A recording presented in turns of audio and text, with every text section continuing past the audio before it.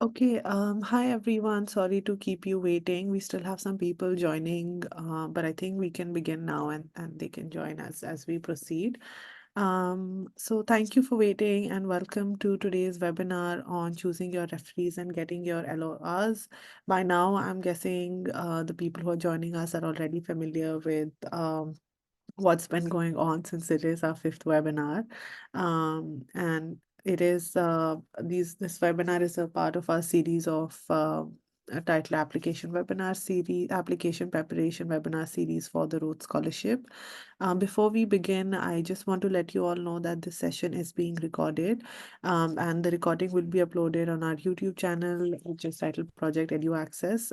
After the presentation, I will share a link of the YouTube channel in chat. Um, but since the session is being recorded, if you are comfortable in being in the recording, you can keep your videos on. And when we move to the Q&A, you can raise your hand and ask your question directly to the speakers. If you are not comfortable in being in the recording, I suggest you keep your videos off. And when we move to the Q&A, you can put your questions in chat. Please keep yourselves on mute throughout the presentation. After the presentation, you will have an opportunity to ask questions. Um, it's going to be a very short presentation, and we want this session to be more interactive and for you to ask your questions. If you have any questions during the presentation, you can put them in chat, but we will only take them after the presentation is done. If you don't want to put your questions in chat, you can also send them as a DM to either me or when any one of our speakers who I will be introducing to you in just a moment. Um, with that, welcome to today's session. I will quickly introduce you to Project EduAccess and to your panelists, and then I will hand it over to them, who will take you through just a recap and overview of the Rhodes Scholarship. They will talk to you about the application process and then in detail about the reference letters. You have to submit two types of reference letters for the Rhodes Scholarship, and we will talk to you about that as well. So the academic reference letter as well as the character reference letter. We'll then have a conversation with the panelists about how they chose their referees, and then we move to a Q&A. Very quickly, we are Project EduAccess. We believe that access to higher education, leadership, and professional opportunities is a privilege that most people from marginalized communities are systematically denied through caused information and dispositional barriers. And we try to improve inclusivity in some of these spaces by removing some of these barriers for marginalized communities. We do this by providing mentorship, engaging in advocacy, running in-person and online capacity building workshops, and this webinar series is possible only because we have been working with and collaborating with the Rhodes Secretariat India, and this webinar series is part of their outreach activity to make the Rhodes scholarships more accessible, so that the information about making a good, compelling Rhodes scholarship application is information that everyone has access to and not just a select few. Um, as I said, this is a webinar series. We have already conducted 4 webinars on different aspects of the Rhodes Scholarship. You can find the recordings of these webinars on our YouTube channel called Project EduAccess. As I said, I'll send a link to that in at the end of the presentation. Today is the 5th webinar, and we will be talking to you about choosing your referees and getting a reference letter for the Rhodes Scholarship, which makes an important part of the whole application for the scholarship. And then tomorrow we're going to be doing a final webinar on just sort of bringing together your Rhodes Scholarship application and any final questions that you may have before the deadline, which is at the end of this month. Um, as I said, we have with us 2 wonderful panelists who will be speaking to you about the Rhodes Scholarship. And we have with us Keertana, who is doing a DPhil in molecular cell biology in health and diseases. She's a Rhodes Scholar from 2023. We have with us Khalid, who's doing an MA in Modern South Asian Studies. I'm sorry for the typo on the screen, and is a Rhodes Scholar from 2023 as well. And I'm Mispa. I'm going to be moderating the session. And I received the Rhodes Scholarship in 2021. I am currently doing my PhD in law. Um, With that, I will hand it over to Khalid. Thank you so much, Khalid, and to Kirtana for joining us today and for speaking to everybody. Khalid, over to you. Thank you, Ms. Wa. Always a pleasure to be doing this. uh, could you go to the slide, the reference snippets? Or... Sorry, if you could just go through this slide as well, if that's Okay, sure. As many of you would know, the Rhodes Scholarship is a fully funded scholarship. That is, it funds your tuition at Oxford and your living expenses. You're given a stipend, provides you health insurance, and you're given return tickets as well. Uh, it's a postgraduate scholarship, meaning that you can only apply for degrees equivalent to master's and onward. You can also do a BA senior status. Uh, as of now, there are 5 scholarships for the India constituency every year. There is really no bar on field. However, you might want to check the conditions of tenure. There are some courses which are not covered under the Rhodes Scholarship, and uh, the Rhodes scholarships are not need based. That is, they're not awarded on the basis of your socioeconomic conditions, your background, but purely based on the strength of your application. Uh, and uh, and This is the Rhodes scholarships are one of the first scholarships to open receiving applications. So if you potentially get the scholarship, you get it before you might even apply to the University of Oxford. So the process comes before applying for the university itself. So when you apply to the University of Oxford, you apply as a Rhodes Scholar in case you get it. And there is no application fee to apply to the scholarship. It's completely free. You just need to register on the portal and fill your application form. So the application process has 3 stages. Right now, we are in the written stage, which is compiling your application on the portal and making sure you have entered all the information, given them all the documents that you need. These documents include your official transcripts, which uh, uh, maybe from your university. Then you need your CV, a personal statement, academic statement of study, reference letters. We have already talked about all these 4 elements of your written application. Today we'll be talking about the reference letters bit. So once you submit your written application, that is, once you complete your application on the online portal, you move to the next stage, that is, you are considered for the interview. Usually there are 3 rounds of interviews. For me, there were 2, but usually there are 3, which are preliminary interview, penultimate interview, and final interview. Uh, um, Preliminary interview is held anytime around September or October, and so the chronology goes until the final interview is usually held in November. The preliminary interview could be technical, largely academic. Final interview is more eclectic. The panel is looking for to test you more along your personality and stuff like that, not necessarily focused only on your academics and the technical bits of what you want to study at Oxford. Uh, and next slide, please. So, uh, as you might know, you might have gone through this in the guide provided by the Rhodes Trust. There are 4 Rhodes criteria. Initially they were kind of different, but they have kind of adapted this to the current scenario.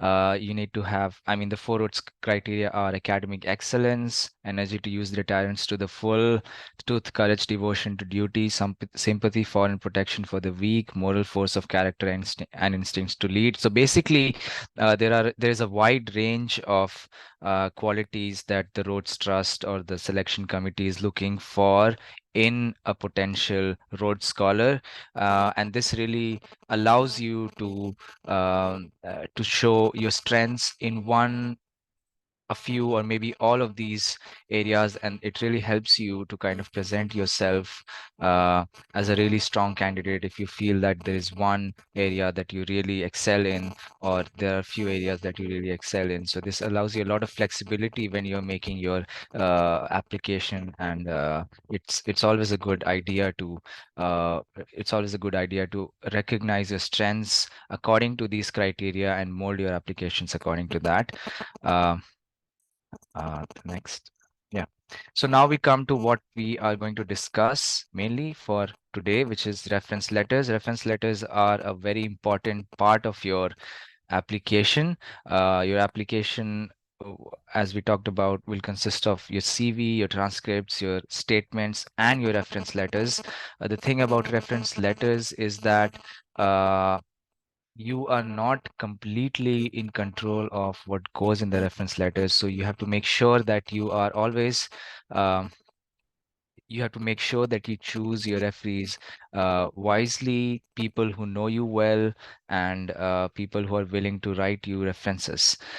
So there need to be minimum 4 references and maximum 5. So minimum 4, which requires you to have at least 3 academic references and 1 character reference.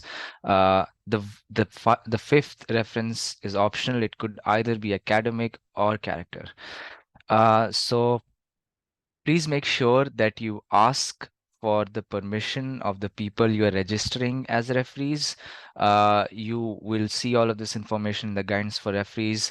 You have to go on the portal and register them as referees. And as soon as you do that, they will receive an automatic email with a link, with an anonymous link to submit their letter of reference for you anonymously. Uh, that is not done through your application, that they do at their own end. And as you progress uh, in the application stage, they might be contacted at a later stage uh, if the selection committee feels the need to do so.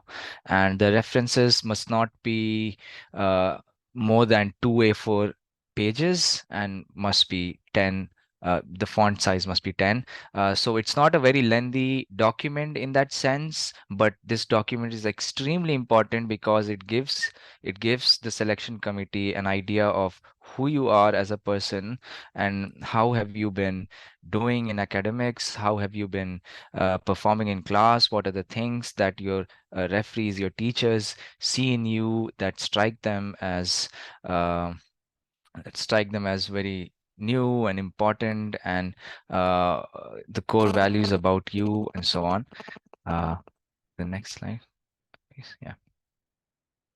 So choosing a referee is always kind of choosing choosing the referee, the process starts before you register them online.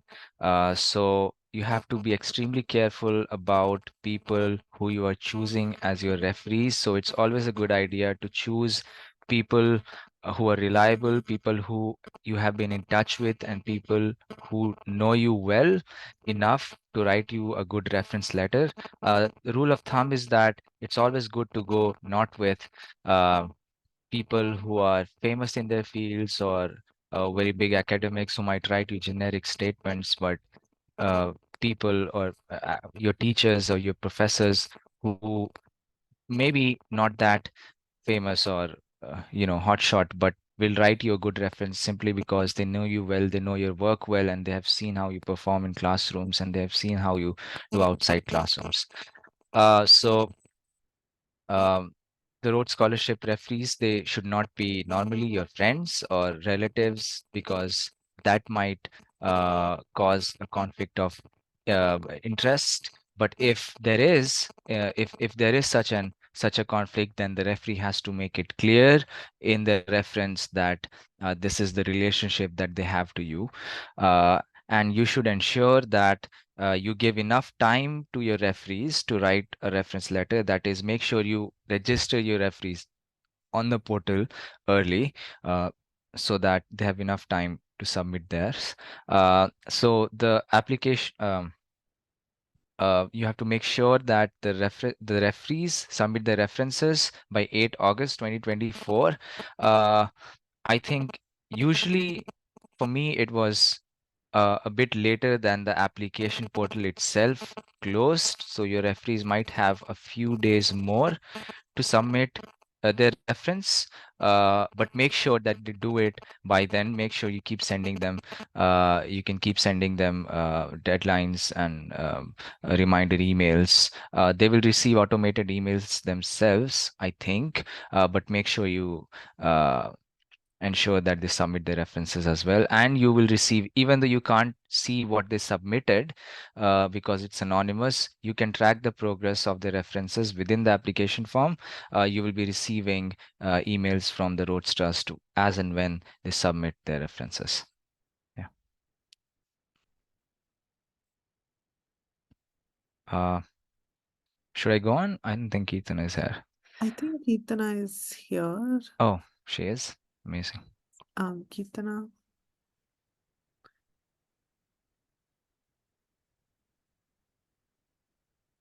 I don't know Hi, if hi, I am here. I'm sorry. I was just looking for the right buttons. perfect. Go Yeah.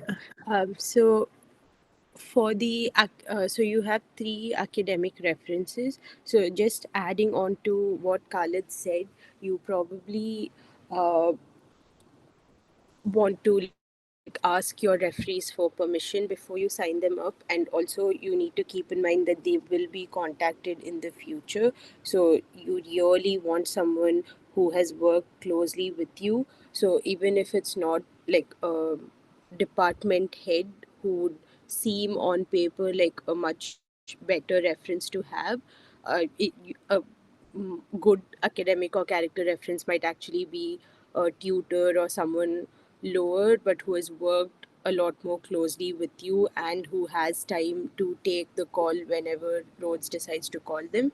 So the three of your academic referees should you have 2 pages of a reference that they can submit, and you want to focus at least 70% of that on academics if they are an academic referee. And so there are some criteria that are mentioned in the document as well, that they should comment on uh, where you stand within your class, how what sort of grades you got and things like that, and that they have to introduce themselves, mentioning what role they are in, how long they have been assessing students, and how they know you. So these are essential components of the academic reference, and you should probably make a document for your referees and highlight that these are things that, like, make a checklist for them so that you can highlight that these are things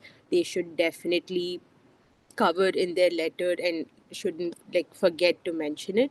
So apart from that, you might want to focus on things like, if you presented at a conference or you presented at like an intra college, intra department seminar or something like that, and your referees had mentioned that you were really good in some aspects of that. If you have done any kind of research, um, if you carried out any kind of research under those particular academic referees, if you maybe help, like if you were a teaching assistant, or like if you have taught people under their guidance. So these are all things that can be mentioned under an academic reference letter.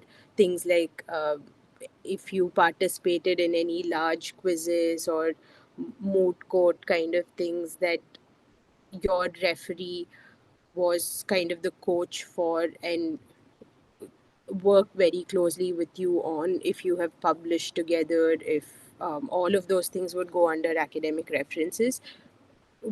While it's still an academic reference, you do also want them to say small things about your character as well. For example, that you have integrity, that you know, on an academic level you're not plagiarizing, you're not stealing credit, you're so these are all academic characteristics. So you might want them to introduce tiny bits of that as well, but like in the remaining 30% that you have, but you also still want this to be a very focused 70% on your academics and related things only.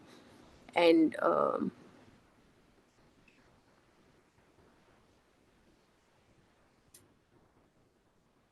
yeah.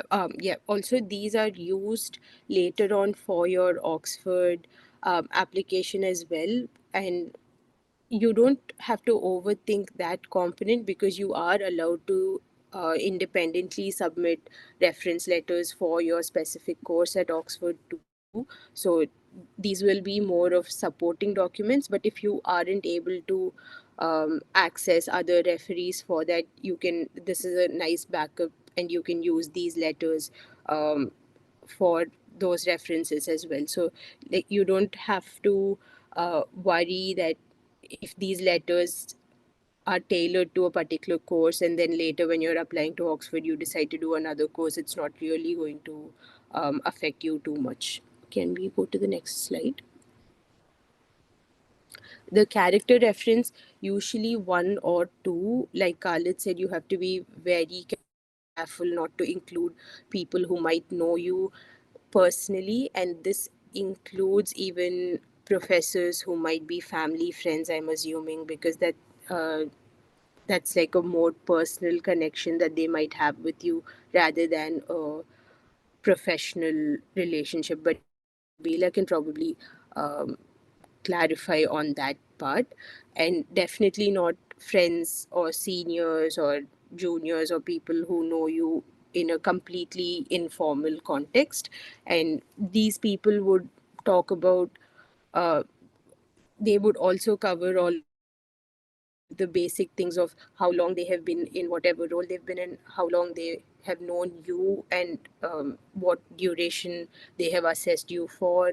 Um, those basic things will be covered, and then they can go into different extracurriculars you have done, like maybe sports, maybe uh, volunteering, things like if you have been a leader in some way, if you have what else would come,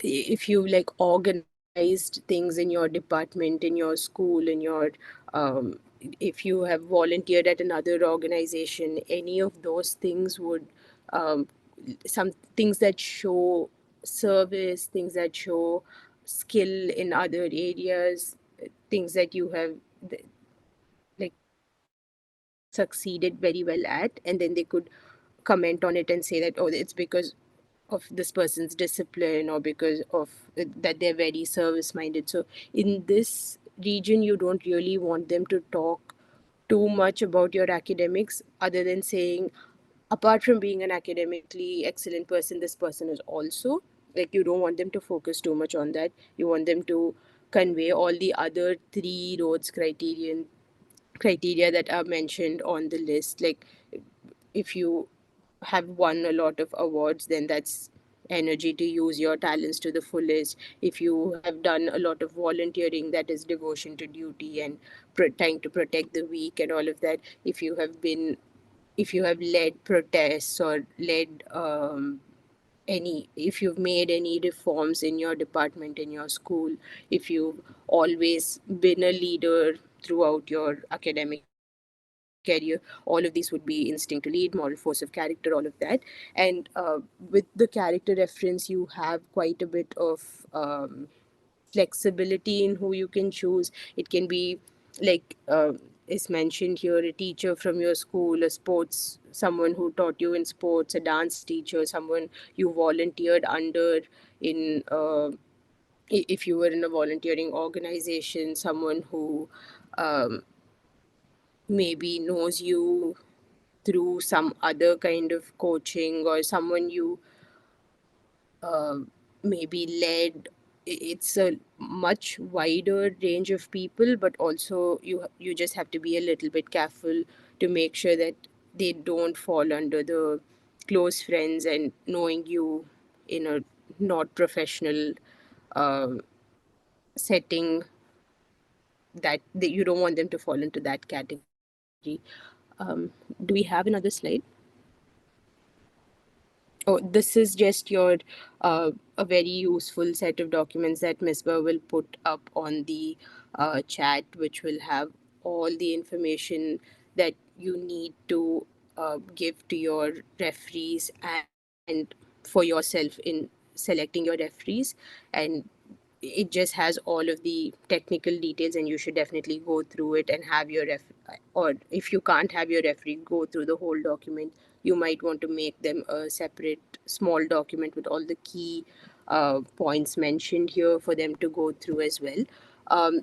Which leads me to another important suggestion that I have, which is sometimes you have very big classes where, so for example, I was in a class, our class sizes are 100 to 150, and you have the same professor teaching 5 years of students, and teaching is not even their primary function. So it's very easy for them to refuse to do this for you if you don't make it as convenient as possible for them.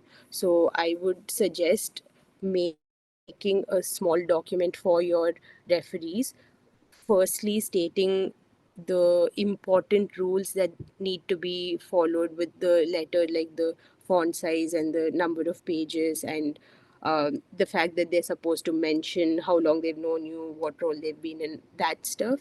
And then I would go into a second component where you kind of mention to them what you would like them to highlight, where you tell them, hey, remember we worked together on this research project 3 years ago, which they might have forgotten because they have mentored probably several students, but it's useful to remind them of the things that you would like them to include. You're not influencing them to say, because I did this, tell the Rhodes committee that I'm so talented and I'm so great. But it's useful to highlight to them the things that you have done with them that they are able to comment on, and then let them write the letter. So you especially if it is likely that they might have forgotten these things. And it's also very useful to meet them multiple times throughout the process to make sure that you don't end up in a last minute situation. Like, you want your referees to have submitted their letters at least a week in advance of the deadline, because if they run into any glitches, like for example my English teacher ran into a glitch and needed me to kind of help her with the interface, and then finally she wasn't able to upload the letter, so she had to copy paste it into a text box that they had provided. And like, it's not really on them to have to figure all of that out. So you need to be quite in touch with them and available for things like formatting and using interfaces and things. Like, you need to make the process as easy for them as possible to submit a reference for you. Yeah, that's it from me.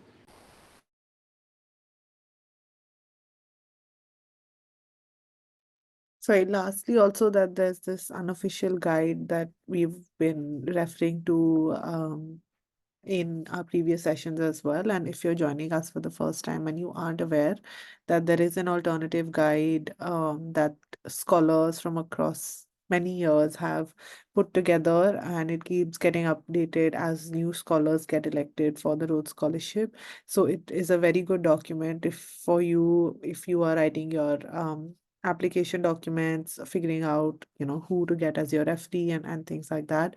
It really is one of the best resources available for you for your application. With that, I'm going to stop the presentation, and I will just ask our panelists one or two questions about their experience. And then there are some questions in chat. We'll start taking those. So I was hoping that maybe the two of you could talk a little bit about how you decided who your referees were going to be for the scholarship. Um, and then I can speak from my experience, but maybe we can start with Kirtana and then Khalid. And in the meantime, I'll just put all of the docs mentioned, but Bela's already done that anyways. I think I can answer and then also include. I think Tisha has asked a question which I can cover with this as well. So I picked 4 referees. One was my English teacher from high school, so who I had been in contact with over the years, and she had reached out to me to do different things in the school as for the school as well. So I had known her for close to eight 8 9 years at the time that she wrote me my reference letter. So she kind of covered the character aspect for me. And I had 3 academic referees. One was a person who was in a field that I was particularly interested in, and so I had done extra work with them, like, and also it was academically my best subject, and also very aligned with what I want to do in the future. So he had graded me on all of those tests. He knew that I was very interested in continuing in that field. I had independently like asked him how his experience in the field had been and things like that, so he knew my interest level and that I wanted to pursue this in the future. I had done extra rotations under him where, like, I didn't have I was in another posting, but I chose to also come here in my lunch break type of thing. So he knew that I was very committed to this particular field and was able to comment on those aspects academically. The other two of my referees, one was a professor in my institute, and the other was a professor in another institute, which is what Tisha is asking. So her question is, it is an academic professor that she worked under, but it's not extracurricular, and so she's not sure whether they should be a character or academic reference. I think this person is better as an academic referee, because in my case, the external professor was kind of running this facility that my department didn't have in my college. And so they got to know me on an academic level because of how interested I was in conducting that research project. But they were also able to comment on the fact that I was reaching out to them because my department didn't have this, that I was demonstrating like an above and beyond level of interest in that project to be like coordinating a collaboration between two departments in two different institutions, and like handling all of that paperwork and transporting samples. So they kind of became very useful as a character and an academic reference. Like, I think they were able to mention in their letter both of those aspects, or at least that is what they told me. So you can include professors that you might have had a short interaction with in a different institution, but the interaction was very intense. Like, for example, when you intern under a professor in another institution, you're spending several hours with them. And so a short and very close interaction can be as good as a longer term interaction. So that was how I picked my referees. And then for my Oxford application, I picked more like more intensely academic references, which went into much greater detail about my interest in the particular project I was applying for and that aspect of things. But yeah, for the Rhodes reference, I kept it I picked academic referees who were also able to be a little more character referee-ish. And another very important thing that I did not know when I was making my application was that the referees would be contacted over the phone to ask about their reference letters. And this can be a real problem if you choose to submit referees who are extremely busy head of departments. So that is something you should keep in mind while requesting a reference letter from them, because I think Rhodes kind of randomly decides who they want to call about this to call about the reference letter. So if by chance they were to call that one professor who is a visiting professor in the US and here and is like doing multiple things at the same time and will just never have the time to answer the call, so that's going to be not ideal for you. So keep that very much in mind when you pick your referees as well. It worked out for me luckily that at the time that that calling was happening, all of my referees were in India and were able to be contacted. But you should keep in mind that this is likely to happen if you were to go to the next stage while you pick your referees as well. Thank you, Kirtana. That was really very helpful. Khalid, do you want to go next? Yes, of course. Uh, my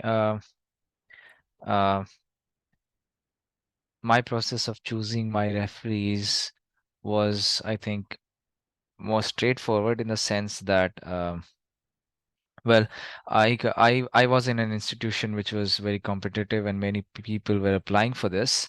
So I had to make sure that I asked the referees in advance. Like this was, I think, in May, like a month before the application started, just exploring if they would be open to writing me letters of reference.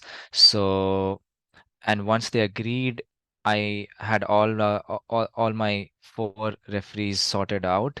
Uh, it was only then that I began my application on the portal. So I had three of them were academic referees who had taught me at my institution and graded me as well, whose courses I had taken, and they knew me well. And one of them was the head of a company I had interned with for character reference. I did not use the fifth reference. The fifth reference is really optional, and uh, I didn't think that it put me on the back foot in any way not having the fifth referee. Uh, but an important part of the whole process with the referees was to keep them updated and keep them in the loop throughout the application process. So I kept sending them regular emails about what I had completed in my application, if there was new information, and as soon as I had written my making sure that they had received the confirmation emails once I had registered them, and waiting for the confirmation. And then once I had written my statements and submitted them, sending them to the referees for them to look at and make sure uh, uh, to tailor their references and to me. Uh, I remember most of them submitted on time, but one character reference came in on the last day. So that was a bit stressful. So I would encourage you to make sure that you give yourself some time, you give your referees some time, some extra time to sort of make sure that they submit theirs and not cause like stressful situations where you're scrambling for referees. I know people whose referees pulled out in the last moment, and that was very unfortunate. So they had to contact other referees. Uh, uh, yeah, so make sure that the people that you choose are very reliable and who will respond to your requests, will do it before the deadline, and so on. Uh, as far as choosing your referees goes, I think I knew the people who I wanted to ask for references, which was a good thing. I was fortunate in that regard, but sometimes you have got to make, I think, smart decisions about these things, in the sense that the person who seems the best and the most illustrious might not be the best to write you a reference. So the people I asked for were not really the heads of departments or senior professors. One was, but two of them were quite junior. But I had worked with them closely, and I had developed a very um, close professional relationship with them in classroom and outside the classroom, which I thought would be very beneficial and crucial for any reference that they might give. And I think one way to also gauge uh, these references is to see how willing they are to give you one. It's always best to go to people who are very happy. For me at least, that is my understanding, who are very forthcoming and happy to write your reference, in which case their reference will be original to you, specific to you. You want those kinds of references where they are sort of talking about your performance in classrooms and your performance in your internship, or your character in specific. Apart from that, I think one thing to also keep in mind, one thing to also keep in uh, mind is that this is uh, that you should give them their space as much as possible to write you the reference. You should give them the guidance, maybe the guidance for referees, the document. Maybe you can have a few sessions with them about, what to better clear up the air about what the scholarship is, and how you're kind of designing your application and stuff like that. But it is better to leave it to them to write what they want about you. It is better not it it's best to keep your influence in the LOR as minimum as possible, I think. Yeah. So you just register them as early as possible. Make sure you give them deadlines, reminder emails, and that is really all that you can do. It's up to the referees what they finally submit. Yeah. Thank you, Khalid. Again, very helpful to know how you went about the process. I can speak about my experience, and I think it might answer again some of the questions about letterheads and about professors leaving institutions, etc., since I had a bit of a complicated journey with my reference letters. One thing is that when I was applying, we were supposed to submit 6 reference letters, which is not the case anymore. So please just remember that. And I had already done my undergraduate degree, and I was doing another course. I was doing so I'd done a bachelor's, and then I was doing my LLB. So I was on my second degree when I was applying for the Rhodes Scholarship, which meant that I was in one sort of institution, and I already had another one. So I had 4 academic referees and 2 character referees. I got 2 of my academic referees from my undergraduate university. I got 2 of my academic referees from my law school, and then 2 were individuals who I was interning under. When I was in my law school, I had to reach out to people who had taught me a few years back, and both of them had actually left the institute, and one had gone to do a PhD somewhere in Europe, and the other one was in another institute somewhere in another city in India. So they were not part of the institute that we were in when they had taught me. It's completely fine if they're not in the same institute. Um, since one of them was now doing a PhD, they didn't have any official sort of letterhead to say that, they are like a teacher or XYZ, but they did make sort of like their own letterhead, which is what the guide says as well, that if they don't have an official letterhead, they can make a personal letterhead that includes all of their information.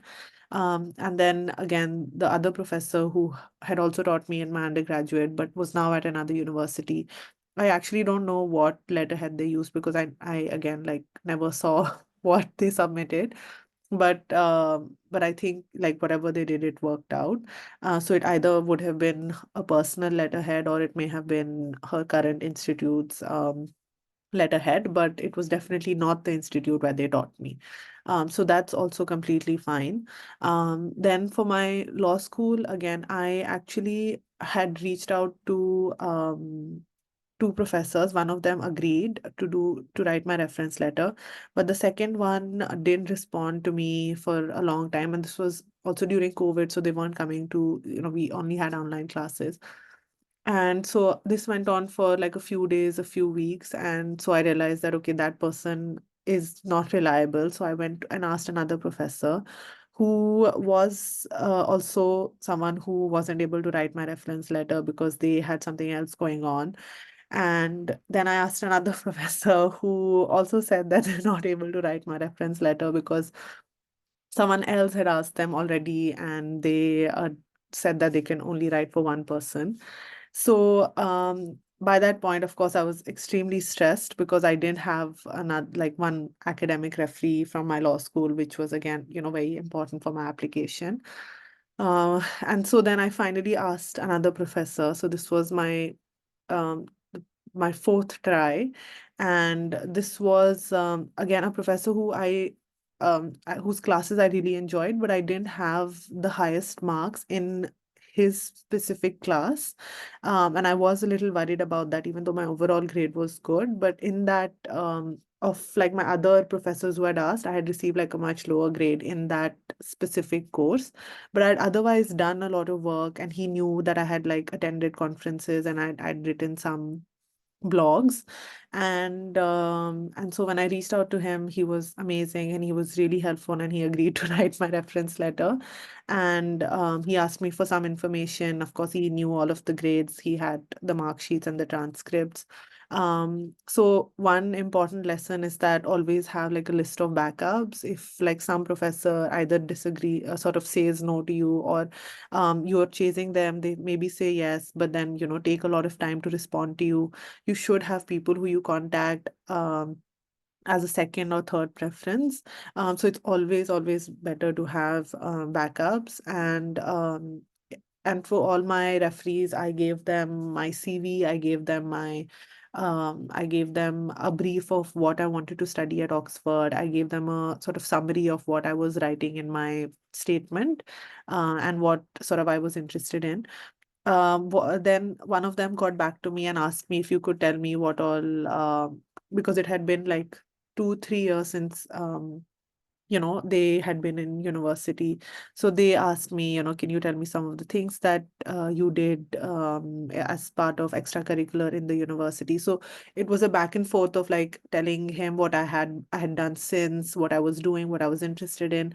So it's very important to also have like that open channel of communication. Again, I know that not all professors are the same. Like sometimes you just send them one email, they say yes, and they just write your reference letter and submit it, and you actually don't have an opportunity to tell them anything, which happened with one of my character referees. I told him I had been interning with him. I had been interning with him for a while, so he said he'll write it. He didn't ask me for any information, he just submitted it. So I um really don't know what he sent, what he wrote. It also happens that, it's best you send them all of the relevant information in one email, so they have that. So even if they don't contact you again, they still have all of the minimum information you would want them to know. Okay, sorry, I think I did go on for a while, but I hope I answered some of the questions through my experience that are in chat as well. Uh, okay. I think with that we can start taking questions. Geeta and Khalid, what do you think? I Yeah, we can just go through the chat, I Yeah. think. I was looking through the chat while you were talking about your referees, and one of like the common questions seemed to be whether a character reference can be a professor, and like of course they can be one of your college professors as well. It's just uh, the suggestions are more to get you thinking about all the other potential people who could be your character referees who you might not have considered otherwise. But if your college professors know you better and are able to comment on this, they can like there's no restriction on them being only academic referees. Like they can be other references as well.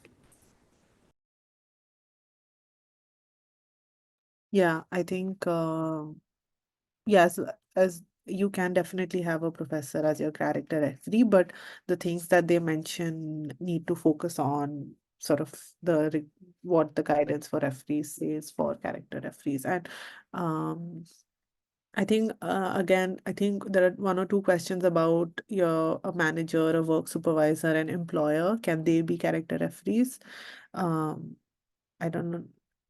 I mean, I think yes, they can be a character referees. I think for the three of us, since we directly came to Oxford without any work experience. For us, we didn't have any like boss, employer, manager. We only had internships or like lab professors or project man sort of internships. So our character referees had to be like people we intern with or things like that. But if you are working, then you can have your character referee who is your employer. Again, it's if you're working, it's not necessary that they are from your workplace. It really depends on you.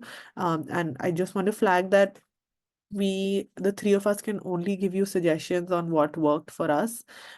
You, at the end of the day, are the best judge of who your referee would be, because you know what your relationship with that person is, you know what your application is, and you know what the requirements from a referee are.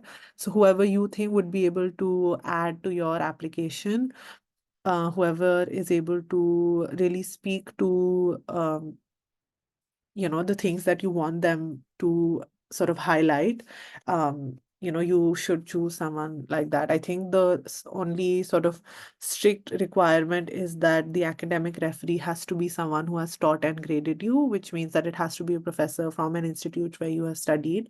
I think other than that, there's nothing that's strict that it has to be XYZ person. And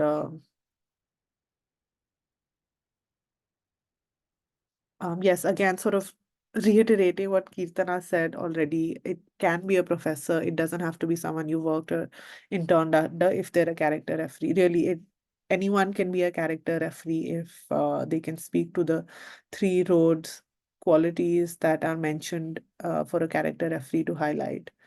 Um, Yeah, I also wanted to add that there's not really a requirement that you have so many people of so many types in giving you so many references. Like, it's not a requirement, it's more you have to think about which people's references will add to your Rhodes application.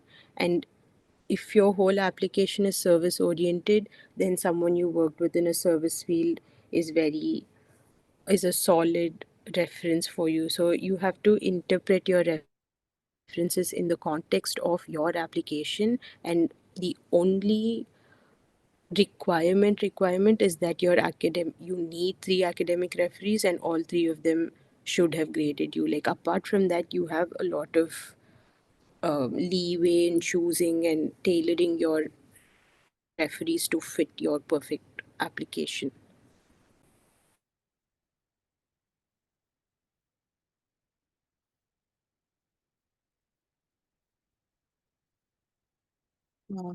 okay. Um, Okay, if anyone has any question, you can also raise your hand and we'll ask you to unmute and directly ask the question to the panelists. Otherwise, we are just going through the chat. So someone is asking if we add someone as a referee, can we change that later on? Um, does anyone know? Maybe Bela.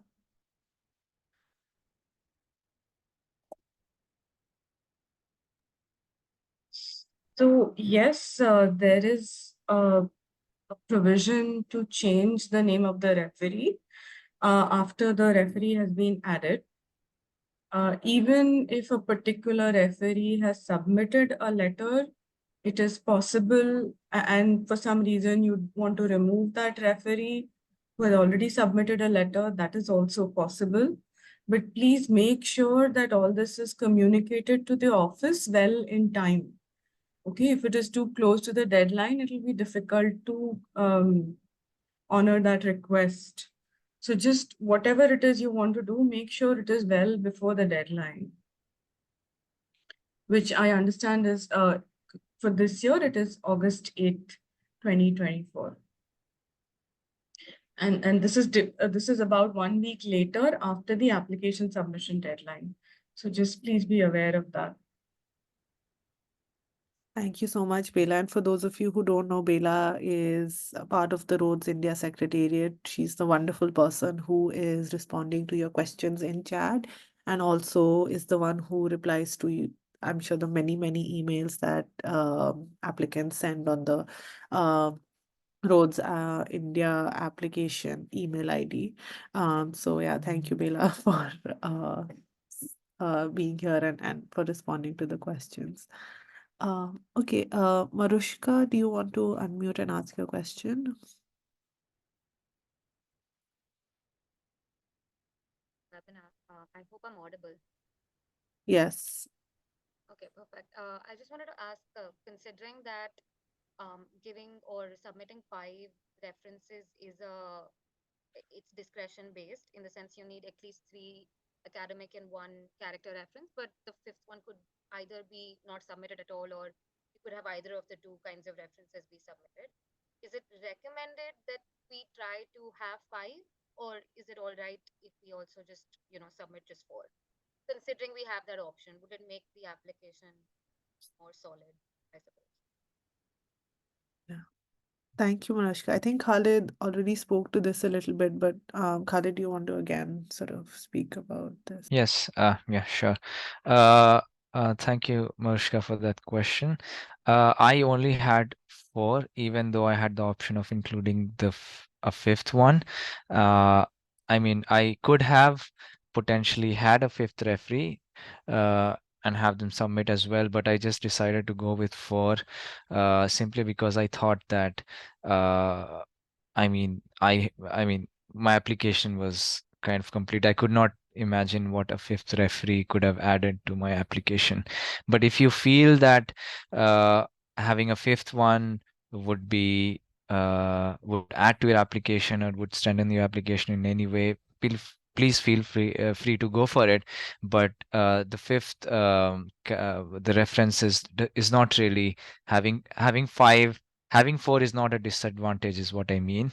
Having 5 is great, but having 4 is no disadvantage as well. I did not have 5, even though I had the option of having 5. And I know another friend of mine from the same cohort who also did not have 5. He only had 4. So having 4 referees, it's fine. You are fine. You are not at any disadvantage if you have just 4.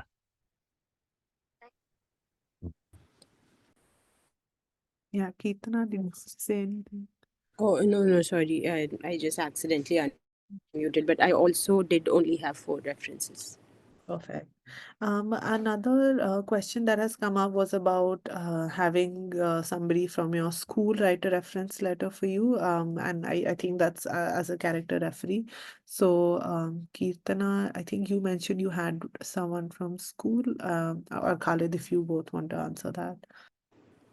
Uh, yeah, I had a school teacher write my reference letter, and so some things to keep in mind are the things that you did while you were in school are going to be very far off in their minds. So you should definitely, like I suggested, give them a little cheat sheet that they can refer to about things that you have done, and just to like jog their memory and remind them of things that prizes you might have won, things that you might have participated in, and all of those like technical details. But other than that, as long as you have a good working relationship with them, as long as you've been in touch for quite a while, you can always approach a school teacher for it. It's just a little bit weird if you fully, you know, did not contact them at all, and then only for this you contact them. But even then, most of your teachers are like, they just want you to succeed, and they would be very willing to, and they might have a lot more time to do something like this than a college professor. So I would very much recommend a school teacher for a character reference. Yeah, but they can't give you an academic reference, I'm guessing, because they've not graded you at a college level, so don't use them for that. Yeah, I also just want to add one point, which is that I may have a different take on this. I do also think that if asking somebody who knows you from school also depends on where you are currently in your sort of academic journey. So if you like I personally, when I was applying, I had already done 3 years of I'd done 3 years of undergrad and I was in my second year of law school. So school was like a really long time ago. So if you're in like like at that stage, I would say that someone from school is very long ago and may not really know you as a person you are now. But if you are someone who is like currently doing undergraduate and you're in your second year, then somebody from high school is like relatively closer in that sense. But this is like my personal opinion. Again, like, there may have been someone who still got it from their school teacher, or principal or whoever that may be. But I personally think that the more recent or and longer interaction it is, the better a referee. Okay. Another thing I wanted to mention, which few people like reached out to me on other platforms to ask about, is what do you do if your referees have never given a reference before or don't know exactly how to tailor it for the roads and things like that? And so I don't think that that necessarily is a daunting thing, because none of my referees had ever given a letter for anything that was not like a medical postgraduate in the US. So it's like a very specific format of references that they had been used to. And my school teacher had never written a reference letter because it's just not how applications are made in India, and that's completely fine if your teachers and professors don't know how to do it. So one of the things I would suggest in that case is to firstly sit down with them and, like Khalid said, explain the roads criteria so that they know that when they are writing the letter, these are the aspects that they need to focus on the most. Like, not every application asks about service orientedness, and that is a specific thing that the roads ask for and should be mentioned in the character reference and things like that. So you want to have like a little session explaining to them what the scholarship is, how it helps you, what kinds of questions are asked by the scholarship, and why you want to apply for it and how you feel qualified for it, to kind of guide how they will write their letter. Another thing you can provide them with is sample reference letters that you find online, just so they know how to phrase like the opening or the ending and things like that. I would highly discourage you from saying, "Oh, let me just write the letter for you and you can put your name to it," because it's just you're going to run into so many problems aside from the fact that it is very unethical. And when they call your referees to talk about this, it's definitely going to show up if the letter says something but your referee in conversation cannot recall details of that thing. So just don't try to take the easy way out of it. But if someone has good intentions and is very eager to write you a reference letter, as long as you give them all of this technical information, support with the interface and sample reference letters, they should be able to write a very good reference for you, which is what all of my professors and teachers did. It is a little bit more effort, but definitely, if as long as someone is eager and willing, just the fact that they've not written a letter like that before should not discourage you from picking them as a reference. And again, do not write your own reference letters. Like, it's not something that should have to be said, but I would rather say it than you run into problems later on. Yeah, and I also just want to reiterate this that my some of my referees also did not know about the Rhodes Scholarship at all. Like they only like were I mean, like they only got to know about the scholarship when I told them that I'm applying for it. And so they also sort of like went through what is required as I sent them the documents to write the reference letter. So don't don't like worry too much about it. Shasmeen, I think I saw your hand raised. Do you want to ask your question? Yes, hello. Actually, my question is that with respect to academic references, like I'll ask my professors to write it. So, is it important that the professor's research interest should align with the research interest I'm going to talk about in my application? I mean, like the professor is in the same department. Like, for example, if I'm going for a specialization in material sciences, the professor is in material sciences, but his work is quite different from the work I'm intending to do at Oxford, let's say. So, is that possible? Because a lot of people said that you should approach a professor whose research kind of aligns with what you want to do further so that, it makes a stronger reference. But what do you do in the case that what you want to pursue doesn't really align with the people who have taught you? I can answer that very easily. It really does not matter.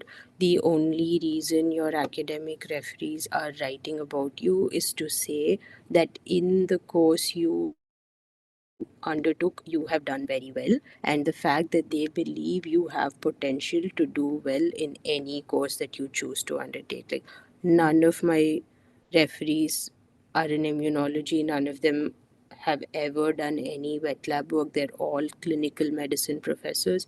It does not matter at all. Like, there's so many people who switch courses when they come to Oxford as well. Like, all your referees are saying is that you're a nerd, you're very good at being a nerd, and they believe you will be a nerd in any field that you go pursue.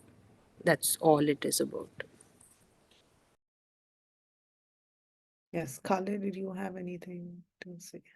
Uh, well, I think my context was a bit different in that I was not in the sciences, but I can tell you that uh, I ended up applying for, I ended up doing a social science course, and none of the people who were my referees who were from social sciences, they were from the humanities. In fact, I had two English professors. English is what I did in my undergrad, and one history professor. And I had also applied for an English course. So it really does not matter. Uh, I think if your research interests align, I mean, and here I'm talking about subjects, I'm not even talking about research interests, which I think did not align at all for me. But uh, but I think it really does not matter if your research interests align. I think the only thing that matters is if your referee can comment well on your abilities and what your research interests are, and if they think that they are interesting or they're valuable and stuff like that. So yeah, so I don't think, as Kirtana said, I don't think your research interest not aligning should be a problem, because then that would make the pool of people you could choose from very narrow. However, however, if you have a very specific research project and you have somebody who you have worked with, who knows you well, whose research interests kind of align, I don't see why that should not be advantageous to your application. But certainly not having that is not a disadvantage.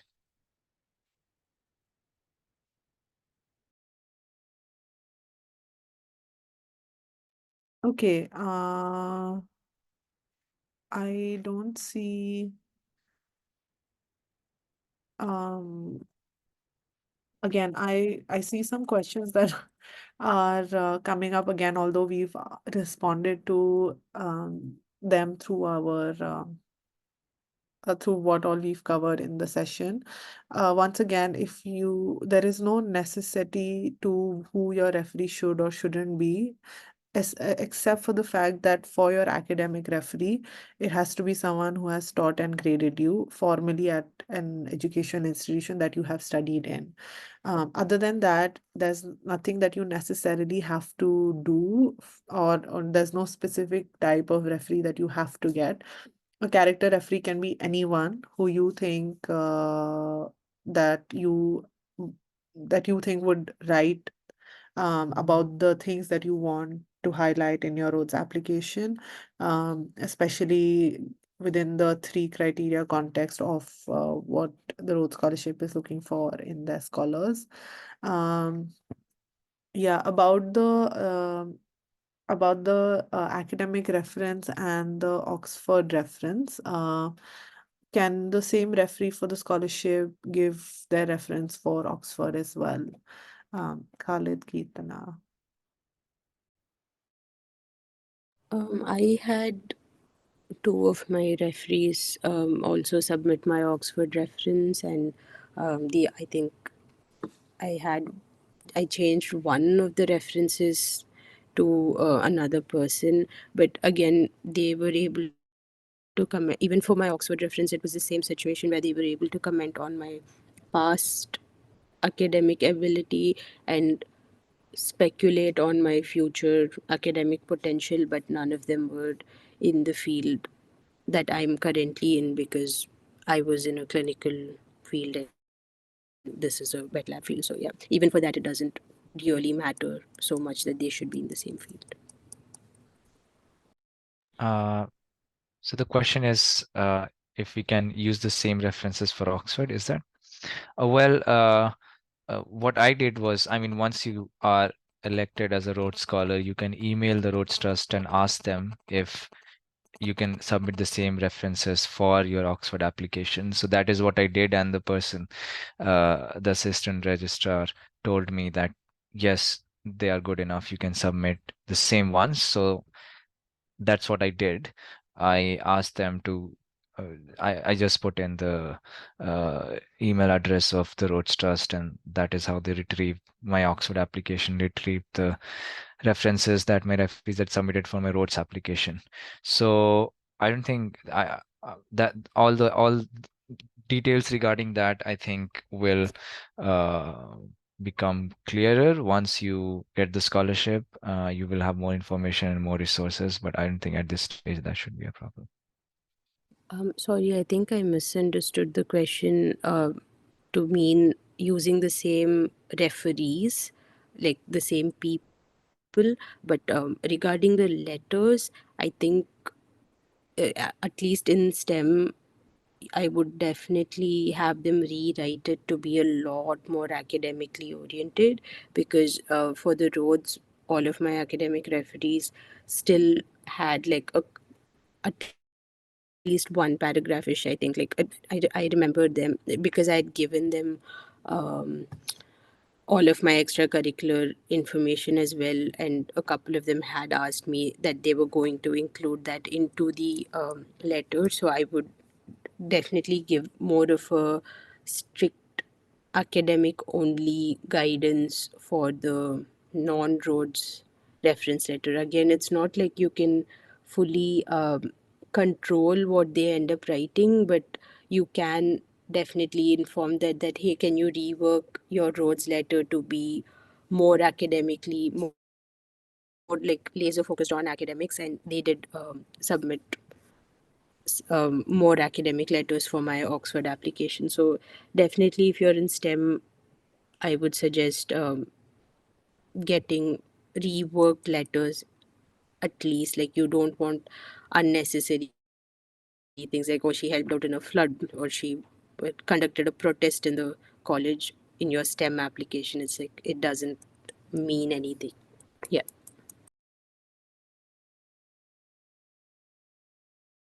Yeah, same. I think at this stage you shouldn't worry too much about that. But I know that for a lot of people, like getting like it's hard to be in like constant communication with professors, and I don't know, and I know that in a lot of universities it's very difficult to ask professors to write reference letters again and again. So there is always an option that the Rhodes Trust gives you once you've received the scholarship to just send the same academic reference letter.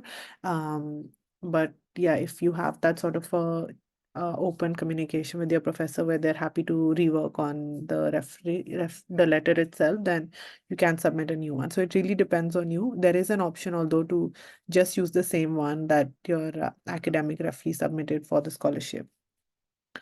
Okay, I think we've answered most of the questions that came in chat, either we responded to them here, or either Bela has responded to your question in chat, or I have. So I think that's about it. If there's any question that has been unanswered or that you want to ask again, we'll take maybe 5 more minutes and then we'll end the session. So you can raise your hand and ask your question, or you can put it in chat. Um, if not, then we will end the session. Again, I'll just put a link to all of the resources that we have been mentioning so far. Um, I've put all of them in chat. Please have a look at each and every one of the links that we've sent, especially all of the ones that are given that are given by the Rhodes Trust or the Rhodes India Secretariat. So the information for candidates, conditions of tenure, guidance for referees, alternative guidance on generative AI. These are very, very important documents, and please read them thoroughly. It includes both suggestive information as well as information that is on like font, format, page numbers, etc., and how much you can use ChatGPT and how much you can't. So please have a look at all of the resources that I have sent in chat. And tomorrow is our final webinar for the Rhodes Scholarship application webinar series. And this is about bringing together your application, just final questions and final tips on submitting your application. You do have quite a bit of time before the application deadline. Not quite a bit, but almost 3 weeks, I think. If you've just started your prep, have a look at the recordings on our YouTube channel for the other webinars, and join us tomorrow to hear from some scholars about their experience. I think that's about it. We can end the session now. Thank you so much, Kirtana and Khalid, for joining us and for showing up for these webinar series and being